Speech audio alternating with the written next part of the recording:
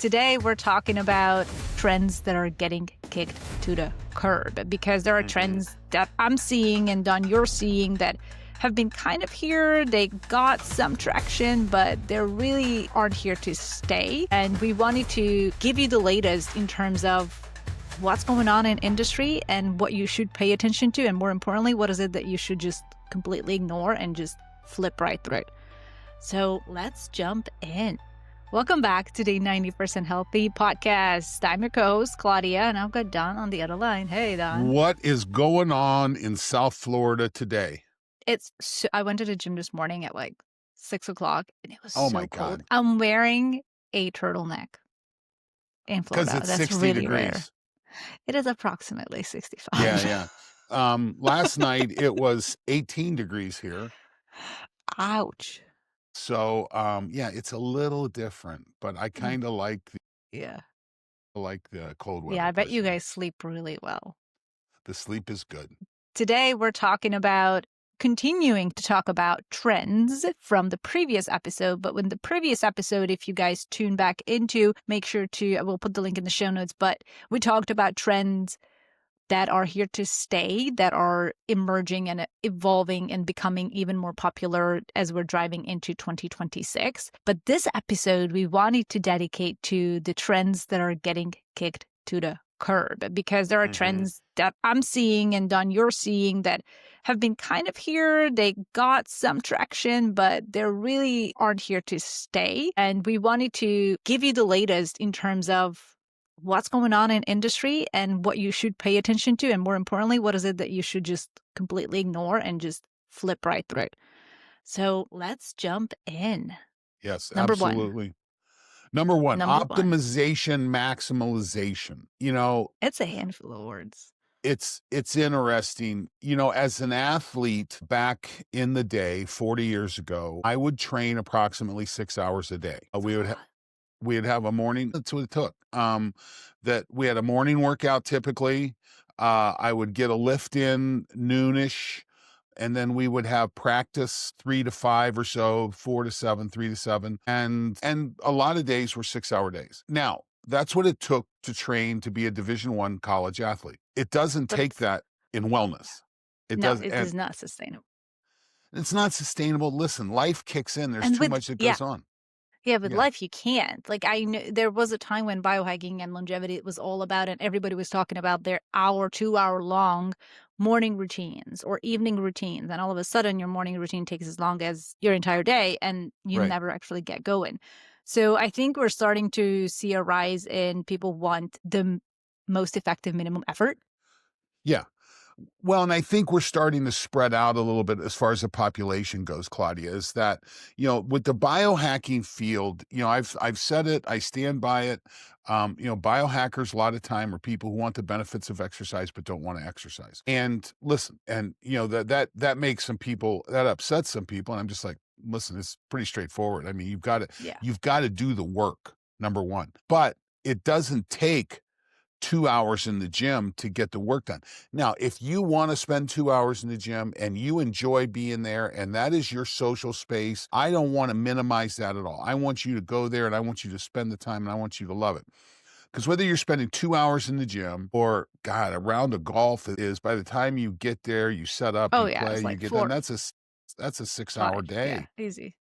When it's nice in the summertime and I'm riding my bike, a lot of times when I make the decision to go for my bike rides are 25, 30 miles. By the time I set up, get going, get back, hang my bike up, get a shower, back to work, that's a 3-hour, 3.5-hour, 4-hour routine. But I think it's important. I don't do that every day. First of all, I just don't have the time. But it's not your everyday, right? I don't have that. No, what I do, you'll see my trainers back there over my left shoulder right now. I'm out in the living room of our rig. If I'm doing a workout on the trainer, I'm on and off in an hour. Now, I'm not a cardiovascular athlete. If you're training for an event, if you're training for something like that, it takes more time. But if you're just trying to get the health benefit, there's a lot of love I think this 40-minute 45-minute, there's a barrier right there that I think you optimize around. I think that is the point of diminishing returns. And that's where I like to keep a lot of my workouts. So these, 3 hours, again, a 3 hour bike ride, a round of golf, something like that, that's a different story. But on a daily basis, I really think you got to be able to get in and get out in under an hour. Yeah, and I think when it comes, I mean, that's usually about the time that my workouts tend to run, somewhere between that 45-minute mark and then a little bit of stretching at the end. And that Yeah. tends to hit the spot in a way where I feel energized from my workout as opposed to exhausted. Yeah. And honestly, all of these obsessive routines also bleed into supplementation and devices when it comes to this industry where people are all for give me more, let me buy the next supplement, let me buy the Yeah. next device. And all of a sudden you have 10 devices in your drawer that you haven't touched, or you're constantly using them every morning for like 2 hours or in the evening. And what I'm seeing is that this used to be a little bit more of a exciting phase for people to, oh, I want all the toys. And then now I think people are decreasing and reducing the number of toys, the number of supplements they're taking, because they're understanding the value in this works for me, this doesn't work for me. Yes. And that's what I think, that's why this whole obsessive optimization is getting kicked to the curb, because people are realizing the personalization aspect, that I don't need to take everything that the next influencer is taking because my biology is different. Absolutely. Now, listen, people like you and I, we try everything. Um, and inevitably I have a drawer or a credenza just full of toys. Yeah. Um, but the ones I use, I'll tell you what, they boil down really quickly. The number one, listen, you and I both wear an Aura ring, and mine's in on the charger right now. As I was setting up today, I was like, I need to get this on the charger. So mine's in on the charger. But when it's not on the charger, it's on my finger and it's easy. Okay. And the data is valuable. The second one that I think for me is a non-negotiable is a heart rate monitor. It is for working out. It is an absolute non-negotiable. It brings efficiency. It brings things like that. Vagal nerve stimulation. My God, that has been a wonderful addition to my routine this year. Powerful, powerful tool. Now I'll tell you, I guess I'm a little bit more of a data junkie, or maybe I could do better on my meditation and it wouldn't be like this, but my heart math device. So I use a heart math coach. It is next to my bed. So it's up on the edge of my bed. So when I go to bed at night, I can reach off, I can pop it on and clip it on my ear, and I can get 10, 20 minutes of good focused meditation in right before I go to sleep. That's my best time to meditate, because in the morning I usually wake up to the dog looking at me like I want to go outside, and then the whole day just gets shattered at that point. I try to get back inside after I walk the dog, get in front of the red light. Red light for me has been a great addition. And for me, and not just me and my family. Have I told you the story about when we first started using it and it was in the bedroom? No. And so I break down, I buy this red light panel. It's been 3, 4 years ago now. And my wife is like, what is this? Okay, what have you done now? And I've got it, and I've got it back in our bedroom, and I'm using it. And this thing is a bright red light. I mean, it is bright and it's big. Mine's like 1 foot by 3 feet, so it's making lots of light. Well, my wife decides to try it, and I'm walking out in front of our house at the time, and the bedroom window looks like there's a nuclear reaction going on. I mean, it's this just wah. And I took a That is picture of it, and funny. she's like, well, that's the last time we're doing that. So we wound up moving the red light into one of our bathrooms that didn't have any windows. And that's where it got used, because it was kind of a funny situation. But, my That is red light funny. panel and my sauna, Yeah. these are all tools. Now, you and I both know I have got drawers full of other things that I've tried and just did not get traction in my life for some reason. But it's a matter of figure those things out. And when you're making a purchase like a sauna or a red light panel, that's a fairly significant Those are, investment. yeah. You got to make sure you're ready for that. You got to make sure it's right. You got to make sure it works. But boy, for us, it's been wonderful. I mean, it's really made a difference. And the science now supports that very clearly. When we have Tommy Wood on, we'll probably spend some time talking about red light because he talked about it on his podcast. So figuring out what devices make life better. A device shouldn't create stress. Yeah. A device should bring recovery, should bring relief. And so I think that's why you want to try and kind of edit that list as much as you can. And then you talked about supplements. I mean, we've lived in a world where, shoot, if you took every supplement that everybody's hacking, it would be $2,000, $3,000, $4,000 a month. Oh yeah. I can't do that. No. So I wind up I have a very focused group of supplements and nicotinamide riboside, or NMN.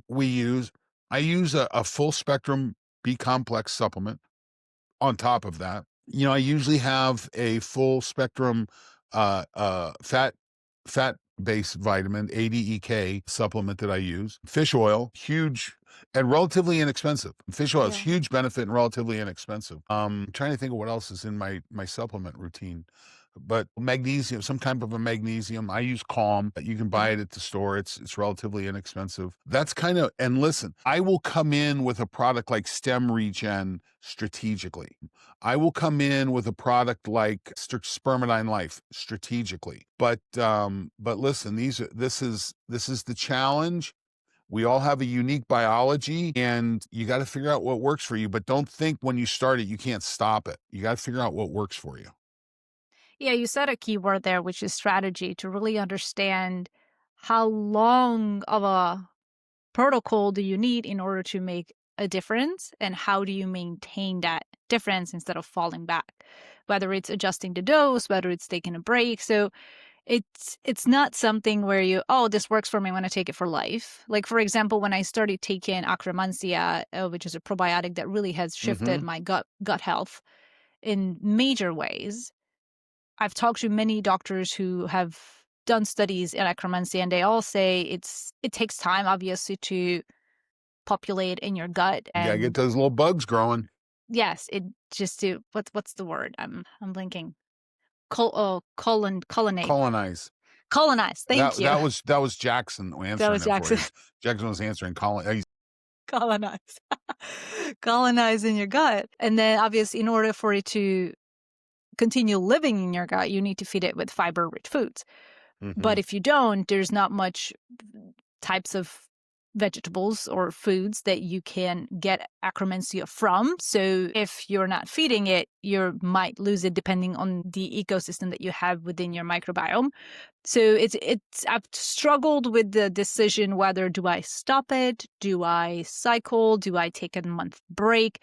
And now I've come to a point where I'm like, you know what? I'm going to take a 30-day break and just see how my gut reacts, because I really like how I feel when I take it. Always a good move. I think cycling and pulsing vitamin supplements is always a good move. Listen, we talk a lot about key performance indicators. What's the indicator that we're looking at? Is it making a difference? And a lot of times in that gut, the KPI is a feel. Do I feel better? Am I regular? Are my bowels more regular? Absolutely. Which can be a KPI. I mean, paying attention to that. It certainly is. So, and don't feel like you have to take something and not really see, feel, understand. Listen, we know B vitamins are important. That's why they're essential nutrients. We know minerals are important. That's why we call them essential nutrients. If there's something in your life that doesn't seem to quite hit, well, this is your opportunity to go out and, okay, let's look at some of these exotic small molecules. And maybe that'll make a difference, but you should absolutely have a reason for doing it and not just, throw up $100, $200, $600 a month away on it. Yeah. Because generally it takes at least 8 weeks for anything to truly show its power. Sometimes a little faster.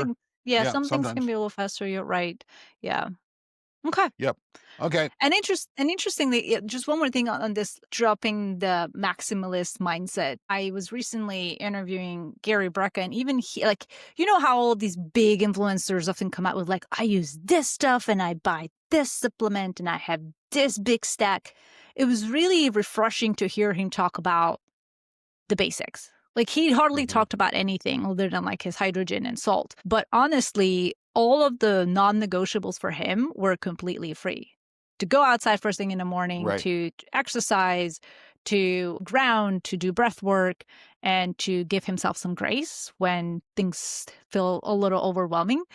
And I love that because if you ask a lot of other influencers or a lot of other thought leaders, well, I have a million supplements that get my brain to go. Yeah, And yeah. honestly, if you can't get your brain to go without supplements, you might want to think about some stuff. Well, and a lot of it turns into circus acts after a while. I think Yes. about these people that we've seen. You and I have at least 3 different people that have had every joint on their body injected with Mm. stem cells, okay?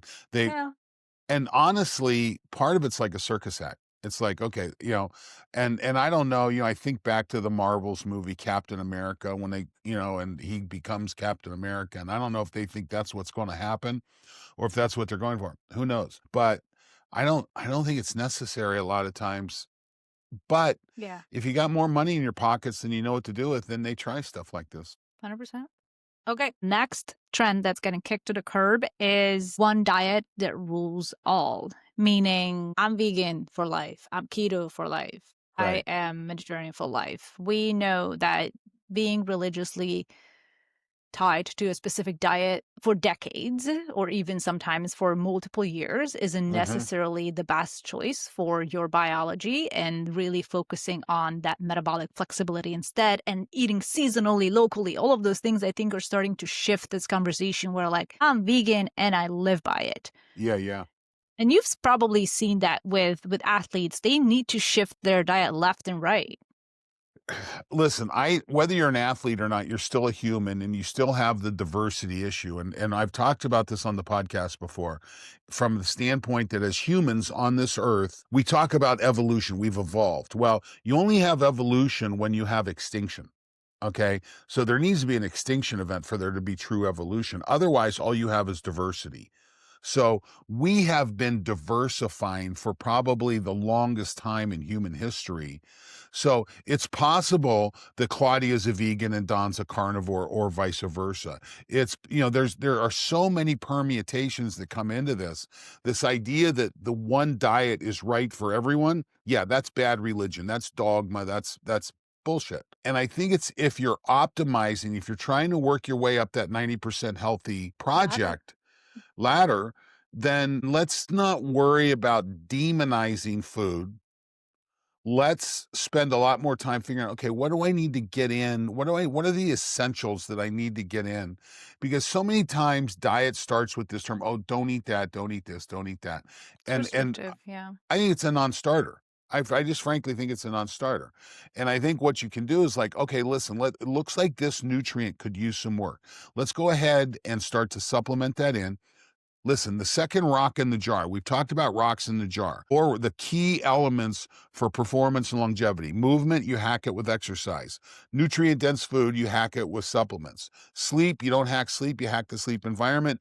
And light. There's multiple ways to do light, both good light and bad light. There's toxic light and there's nutritious light, but those all go in the jar of purpose. Okay. What is it that you wake up to do every morning that says, okay, I'm willing to put some energy into this and not just let the environment push back on me. So, with that said, reminding everybody, nutrient dense food, you just posted a thing on social media with your Dunkin Donuts day that you ate an entire day with all your meals coming from the menu at Dunkin Donuts. Um, how many donuts did you eat?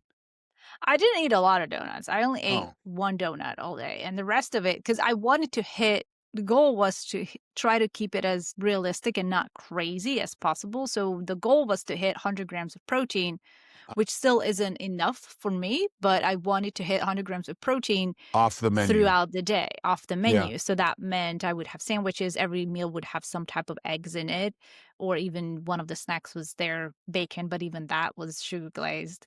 And Yeah. I'm like, "Ugh." So it was very unsatisfying, but Yeah. very eye-opening. Yeah. So what we're talking about is that Listen, if you live a life that you're eating 100% of your meals through your car window, let's take a look at what nutrients need to be there that you should go ahead and supplement on top to start on. Then we can start to look at little practices of shifting diets. And this is where a good dietitian comes into play. But I think it's a mistake to get caught up, eat this, not that, do this, not that. Yeah. Let's get life moving. Let's get our purpose established.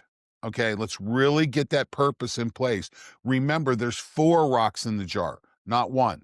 Nutrient dense food is one of the rocks. So make a little tweak there, make a little tweak in movement, make a little tweak in sleep, make a little tweak in light, and boom, all this stuff starts to catch up as we go. But don't think it takes a religious conversion in order to No. be healthy. It's just it's a process.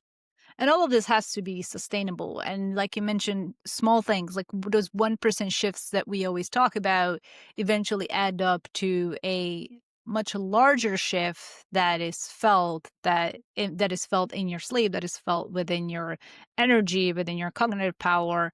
And one of the things with that Dunkin Donut day, it was the level of hangry I felt, the level Hmm. of lack of focus I had. Sugar driven, just It's just blah. very much yo-yo, like, my mood Yeah. was up and I was down, and it was just, it was extremely unproductive. So And if Well, and if you're listening to this, I mean, this is the value of having been clean, having lived a life that was relatively clean. Then she loaded it with sugar for the day. So you see the impact. Listen, if you're eating that much sugar every day, you don't notice it. yeah, Okay. It's a natural block. And this is where, so there's no metabolic flexibility. You wake up in the morning, you drink something sugar laced, you move through. And so this can be one of those really cool trends. This can be one of those things that you start to work on your metabolic flexibility. Just start to recognize when your first meal is and when your last, and meal's not the right word. When's the first time you eat? When's the last time you eat something during the day? And mhm, then just start to shorten that a little bit. yeah, If you eat your first nutrient, and again, coffee doesn't count. right, Coffee with heavy cream doesn't count.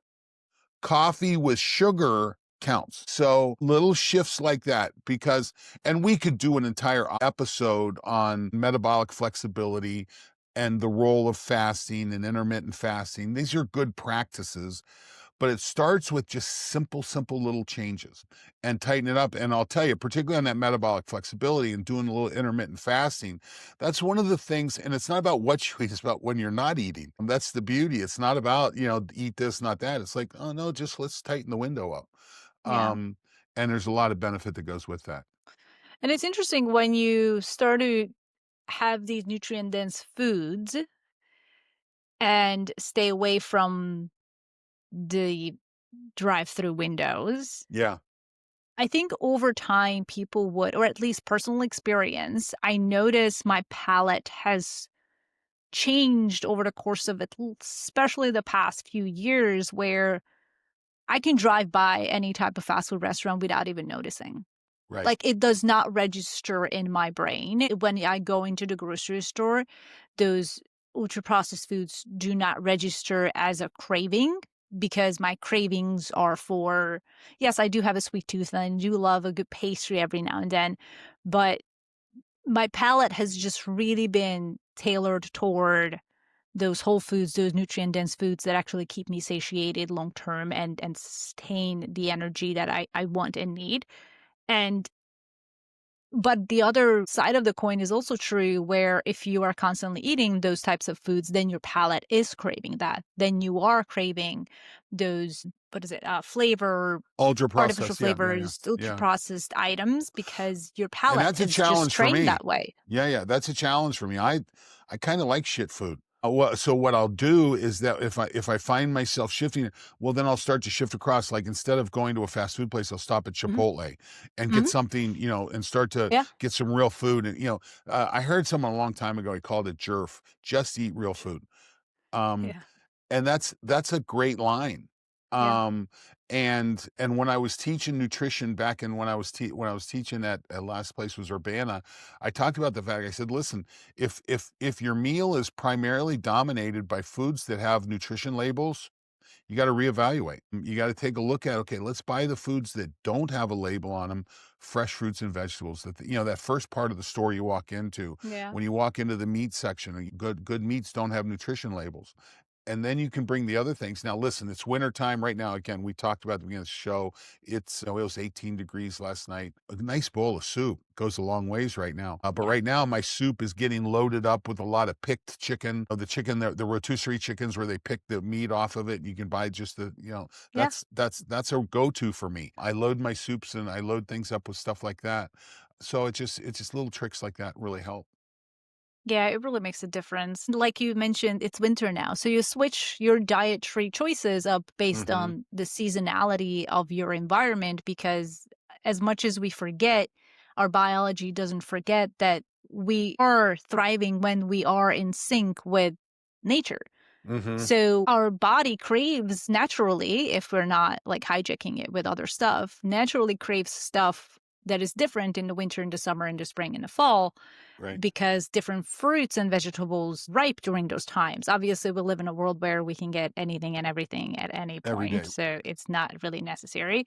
But I think there is a value in, and I'm guilty of not eating super local. Like I don't go to the farmers market all that much, but I do think there is value in eating local because of the nutrient density that comes from local produce as opposed to having shipped Boatloads. from like across the country where you Right. lose so much of the nutrient density over time, especially if although I have heard that getting frozen veggies or frozen fruits doesn't necessarily destroy much of the No, no, nutrients. it's So those very are good.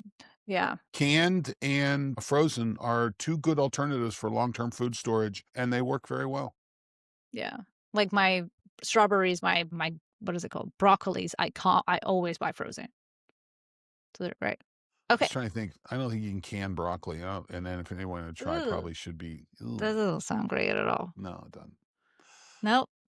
Okay. Next, next, next, next, next. So, the next thing on the list, we're talking about cold plunging, and, and you have it on the list as cold plunge worship, and I kinda like that because it did get kind of dogmatic, A there little for bit, a yeah. while. Who was the Norwegian that started this off? Why can't I say his name? Wim Hof? Wim Hof. Yeah. And everybody just went crazy with it, and, I was talking to someone the other day, and they were talking about doing their 5-minute cold showers, and, part of me is like, I don't know. Listen, I don't wanna minimize, there is value in There is cold. value. Yeah. Yes. Um, it is not, you do not treat it the same as you do heat. The data on heat is very clear. Sauna is incredibly beneficial. The data is very clear on that. The more the better, the hotter the better when it really comes right down to it. Cold is not the same. When you want that trigger, but at the same time, you don't want it suppressing these anabolic hormones, and it will do that. You don't want to do too much of it. You want to get the snap. And the thing I look for in sauna is I want a sauna at least until I break a sweat. Um, Once I've broken the sweat, I feel like, okay, I'm starting to play around with point of diminishing returns. Now, there's some times I like to sit in a sauna and just bake, you know, but there's some other times it's like, okay, I need to get this in. I hop in, I get that sweat, I get out, and many times I'm sauning for an inflammatory response. My knees are bothering me. I've been doing something that's been bugging me. I jump in the sauna. I get 20, 25 minutes in my infrared sauna, and I just get a sweat broken. And you know what? There's good benefit that comes with that. I like that. So, there is benefit in cold. I don't want to minimize that. But it's Right. not, but you don't treat the two equally. And be careful with too much in the cold. Your ability to, I don't know, Claudia, I am kind of a lone. I like training by myself. Yeah. I don't, everyone's like, oh, let's go ride our bikes together. I'm just like, and sometimes I do, don't get me wrong, but I like to go ride my bike by myself. Yeah. I like to Okay. stay that's kind of my meditative space. I like to train Yeah. on my own. That's my meditative space. Um, but cold can make really cool create social opportunities, and I'm good with that. I mean, polar bear plunges and stuff like that. That's really cool. But it has gotten a little dogmatic. Yeah, and I think majority of the people, especially those who really did the morning cold plunge every day, first thing in the morning type of thing, Yeah. or more consistent practices, I think they are starting to navigate away from it and use it on occasion or just strategically whenever maybe there's inflammation because it does help. There is a place and time for cold plunging, but not, I don't think, especially even for also for women, different times of the month is less ideal for cold plunging. So I think as studies are starting to come out more and more, we are learning a lot more in terms of how our physiology, female and male, responds to cold plunging, extreme cold plunging to degree. And I think we're navigating away from, and I'm not seeing all those big cold plunge brands throwing a lot of marketing into their work anymore as I used to. Yeah.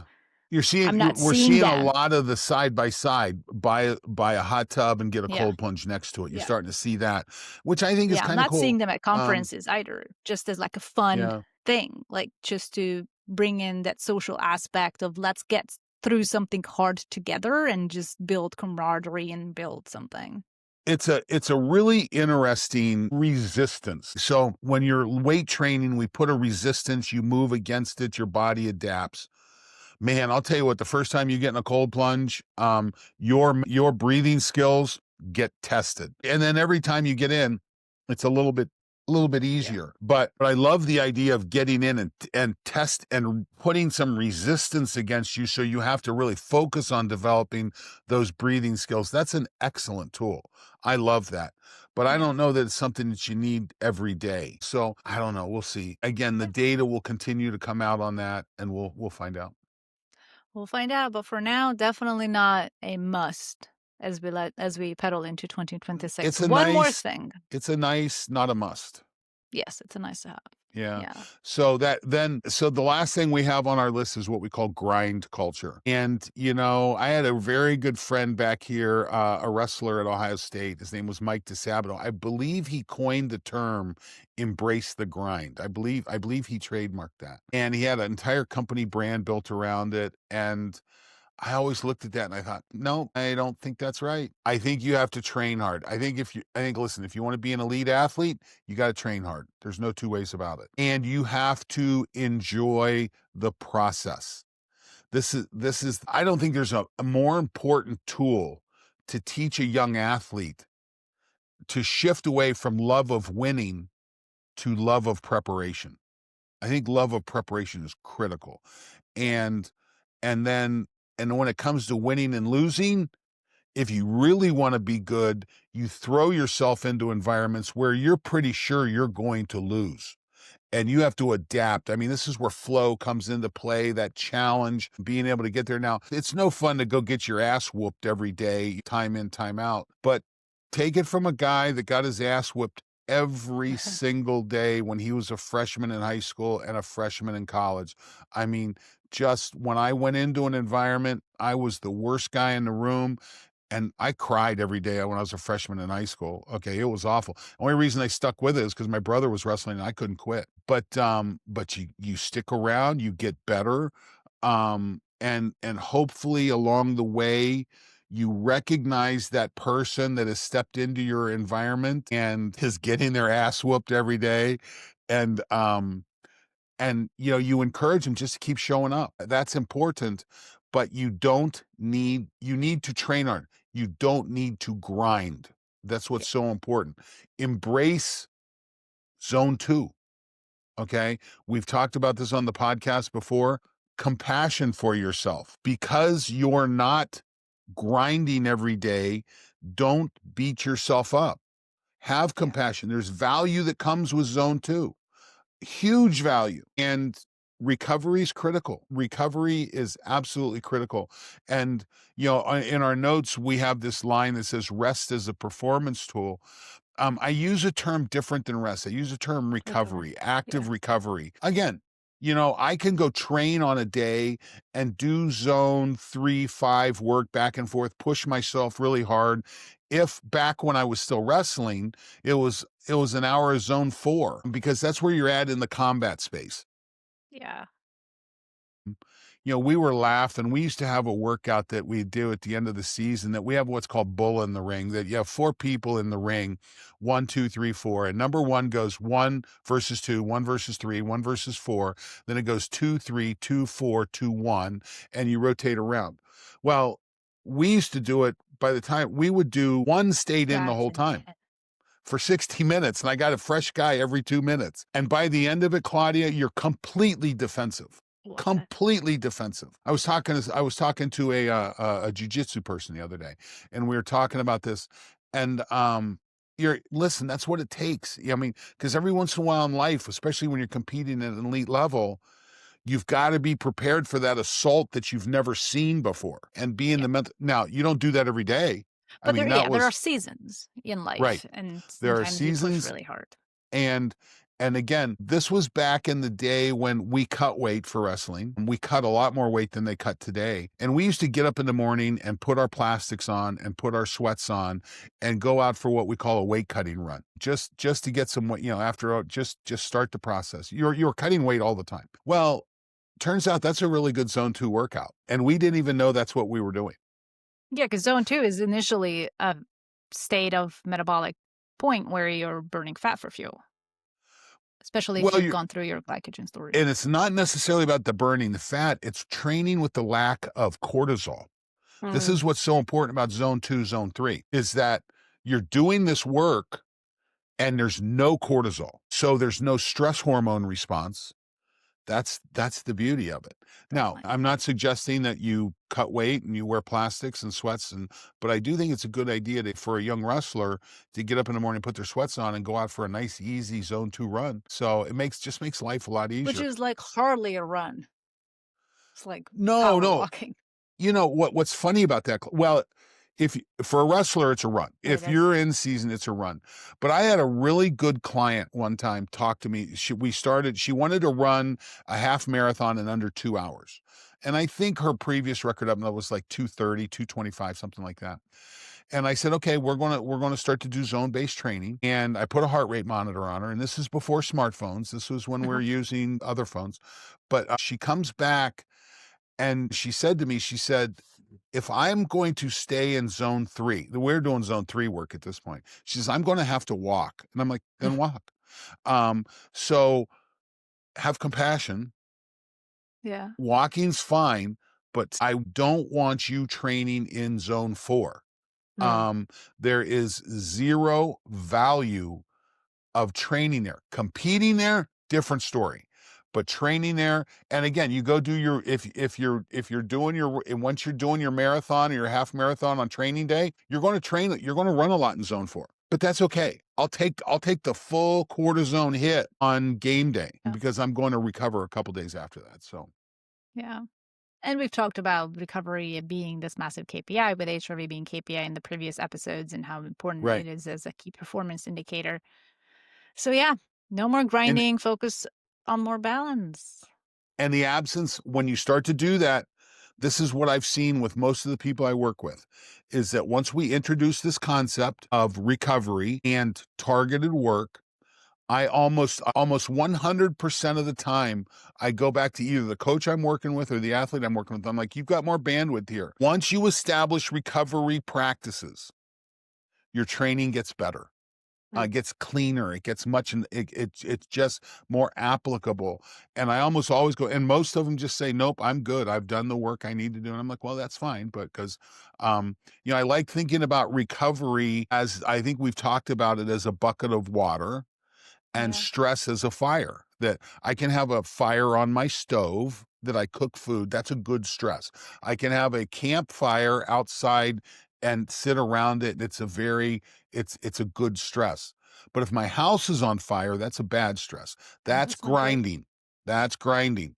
Okay. So if you're recovering, You're filling the bucket of water that you have to deal with the stress. Because if you're doing a campfire, Smokey Bear says you always drown your fire. Or working on the stove, having more water in your bucket, that's the recovery. Having a higher HRV, it's more water in your bucket.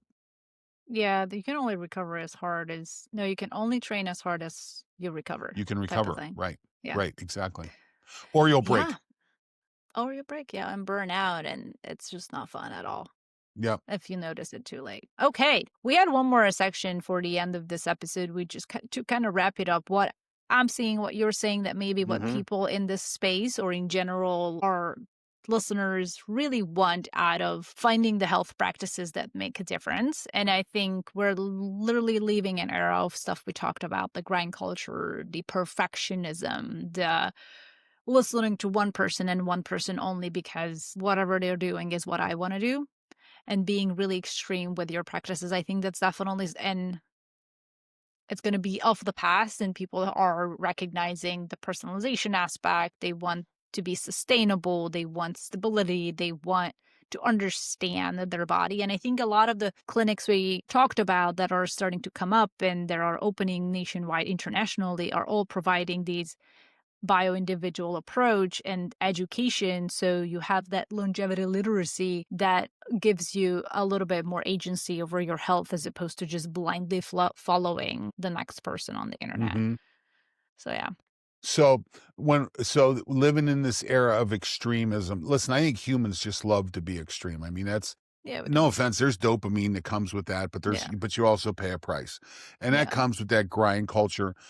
You know, Claudia, I've said this. I'm going to say it right now. I don't know if I've ever said this on the podcast. This perfection, this perfect optimization, perfectionism. You know what, Claudia? If you can't be happy with where you're at right now, you can't be happy. Nothing's going to change. Okay. Yeah. You're not going to be happy when you change. You got to be happy now. You got to learn focus. You got to pull it into yourself and be happy with who you are right now. When you do that, you'll start to see the changes that you're looking for. And I think that's what's so important. So chasing this perfection, chasing what you think is perfection is really hard to do. And frankly, you're going to fail at it You're constantly going to let yourself down. constantly. Yeah. And so, there's nothing more important than coming back and, my friend Dr. Ron Garbo said, listen, stress only exists in regret of the past or fear of the future. And as long as you're present, right here, focused in flow, God, it's a great place to be. You know, what's the Kenny Chesney tune that the present is the presence. Yeah. Um, and that's where it and listen, Don Moxley 30 years ago, it was interesting. I was using visualization techniques that we would have called meditation today. That's what we were doing 30, 40 years ago. Um, and it was kind of woo woo. Okay. It was, I mean, because I came out of the grind culture. That's the culture I came out of. But picked up a little along the way, had 5 knee surgeries by the time I was done wrestling. So I certainly had that. But it's so important to get present and be where you're at. So, and there's tools that can help with that, there's no better pathway to stability than to be present.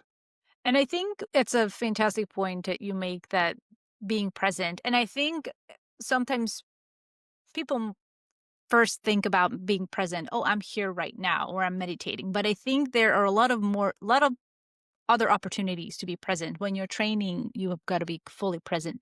When you're eating a meal, how many people actually took the time to like sit down and be present for their breakfast or for their Mhm. lunch or dinner? So being present doesn't necessarily mean sitting with cross-legged feet and paying attention to your breath. But being present means being present when you're doing other types of activities, including being with your friends, your family, and the people you love. And I think spending time with your friends, being present, just provides a lot more happy hormones in your body, too. I think we forget how much connection comes from being present. And we mean Mhm. connection with the people you're with, connection to the food you're eating, connection to your environment. And it's We've lost the practice of presence, of being present, a lot of us. We just aimlessly wander through our day. And once we get back to that aspect of I'm present, I'm here, I'm only training for the next 45 minutes to an hour, I'm only eating my meal for the next 25 minutes, I'm only conversing with my loved ones for the next 2 hours, and my phone is nowhere to be found. My notifications are off, and I'm not splitting my attention to multiple things, but I'm truly, truly here. I notice a lot when I have family around or I have friends around, I'm spending fraction of the time on social media. And Mhm. I feel so much more balance in terms of brain chemistry as opposed to when I'm working, spending time on a computer, spending time on social media, and I'm constantly looking at it, opening it. I feel a lot more drained, even though I haven't done anything active. Mhm. So I think presence is much more fueling than we give credit for. Yeah, and I listen, I think we're living through an epoch of time that we're going to look back on. I think we'll look back on it in a decade as to how toxic. Again, everything comes with benefits and pluses and minus, positives and negatives. The fact that you and I are sitting here, you're in Naples, Florida, I'm up in Central Ohio, we're having a conversation. We've got people around the world. By the way, I got a request for our HRV 20 tips from Australia. Yes. So we've got people all over the world who get to be part of this. Technology is wonderful from that standpoint. Okay, I don't want Yeah. to minimize that.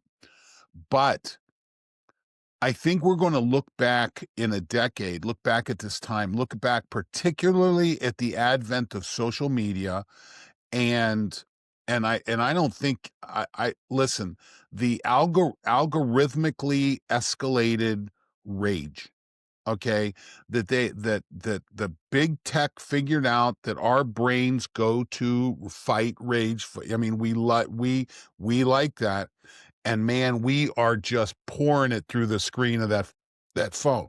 And if you're a young mind, you may not know how to deal with this. It's one thing, when you're in your mid 60s, it's another thing when you're in your early 30s, you evolve, you learn, you see things like that. For an 18 to 20 to 25-year-old, they may not have the control. Mm-mm. Um, I think we're going to look back at this time, and it's going to be, we're going to look at it as, oh, there was a benefit, but we also paid a price. Yeah. Everything And was. from a 90% healthy standpoint, I've taken my Apple Watch off.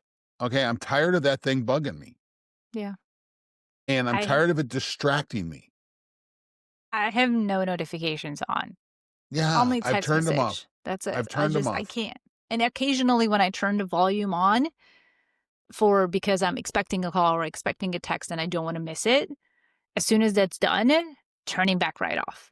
It bothers me that it pings, it gives me notifications. I'm like, I do not need the distraction. And I notice it when I'm writing articles. If I don't put my phone in the other room, my Yeah, creativity, my brain power is just not as it's sharp as yes. when I do have it in front You're of me. distracted. And Yeah. no doubt. And listen, there's really good tools. I love using some of these new AI Yeah. tools in my Yeah. writing practices. Been very beneficial to me. Listen, could I get through life if I never saw another social media post? Probably could. I'd probably be all Probably right. could. Is it nice? I mean, there's some interesting stuff. We get some entertainment from it, some things like that. Do not read comments. I just don't do it because again, it's like it's programmed rage. It's just, and I just don't have time for it. But I do want our listeners to give us some comments every now and then. Reach out to We'll us read these directly. ones. Yes, Yeah, that reach too. out to us directly or message us, DM us. We'll see Yes. that. But in the comments of a piece, if I don't see, I probably won't see it. If you have a Yeah. question, we are absolutely there for you. Absolutely get a hold of us. DM us, whatever. Email us, you'll get a response. But boy, when I'm scrolling, I don't spend any time there because I mean, listen, I got fuzzy cows got a bunch of fuzzy cows and bunnies and things like that. But that's what I'd rather look at, and I don't. Fuzzy cows don't have comments. Yeah, I don't tend to read other people's comments I mean, mine feed doesn't tend to be super crazy. So I haven't gone to that point. But there was a time and I'm like, oh, okay, I'm just going to leave the comments alone. That's not, So yeah. we're entering as we close up here. We're rented lips. We're entering an interested era of where we can develop stability instead of descending. And it's not just longevity focused and longevity literacy, it's about purpose. I keep going back to that. I keep going back to what is your, because I think it's critical. I think it's critical that you have a purpose. You back it up with what I call trainable life events. If your purpose is to be a great mom or a great dad, if your purpose is to be a great coach, a great teacher, whatever you do, you're going to be great at, you want to be great at it. That usually means servicing others.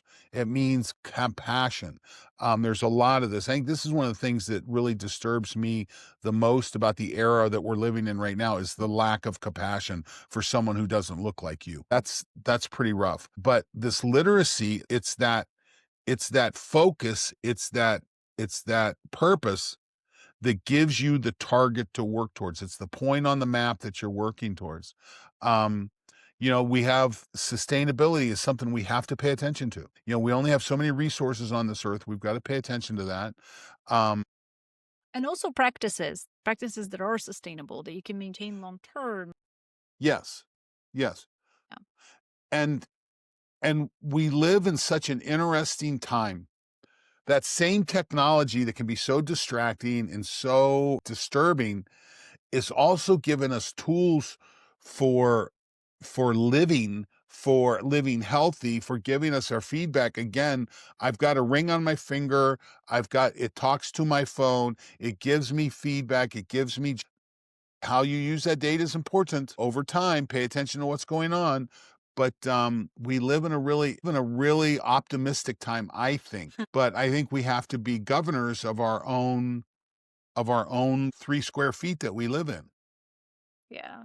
And also one more aspect that we talked about that is here to stay, and that's our community led health, whether it's different clubs like run clubs, whether it's your gym people, whether it's the community that you hang out with in your environment, your closest proximity. I think I think a lot of people are trying to turn around this loneliness epidemic and really get back into what our biology thrives on, which is community and connection.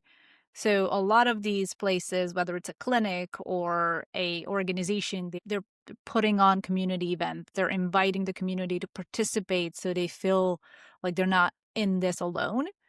Mm-hmm. And I think it's going to take a minute. I think it's starting to emerge, but it's going to Yes. take a while for it to stuck around, stick around. I've community is so important. And I've considered putting it in as a rock in my jar. But purpose is part of it.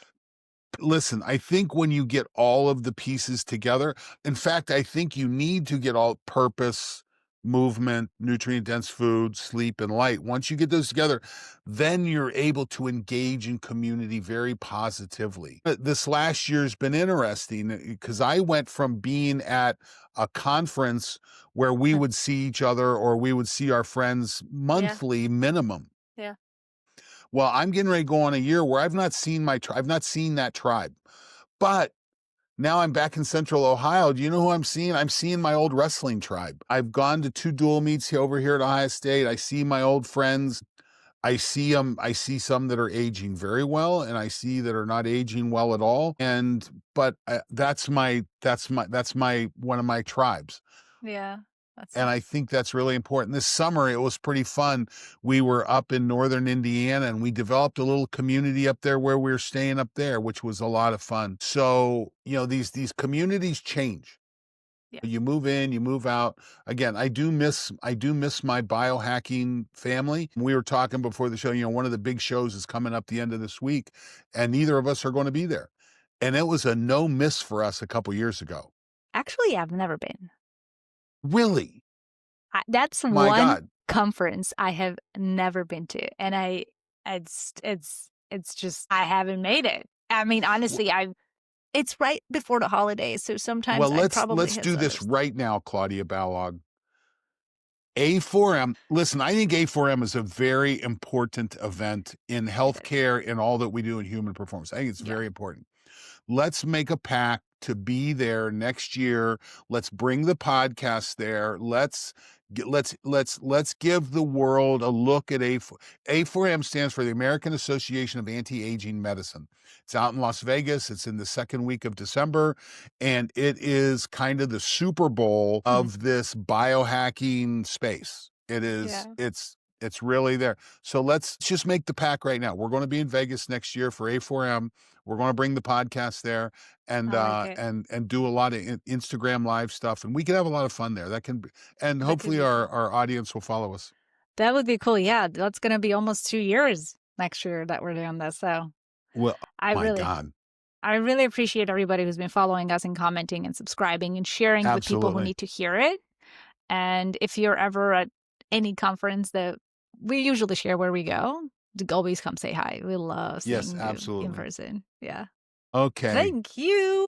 All Well, right. listen, we're getting ready for the holidays right now, but we'll be back next week. This is something we'll Yep. work our way through. If you're a listener and you like what we do, please share it with friends. Please comment. Please follow YouTube, Apple, or Spotify. Pick one, pick your favorite. We appreciate that you're there. Again, when I get an email from someone from Australia Yeah. asking for 20 tips to exploring HRV, my heart is full of joy. So It is thank so you. nice. Thank you, everybody. We'll see you Marissa, next if week. you're out there, I'm talking to you when you hear this. So thank you. That's funny. Thank you. See you next week. See you, everybody.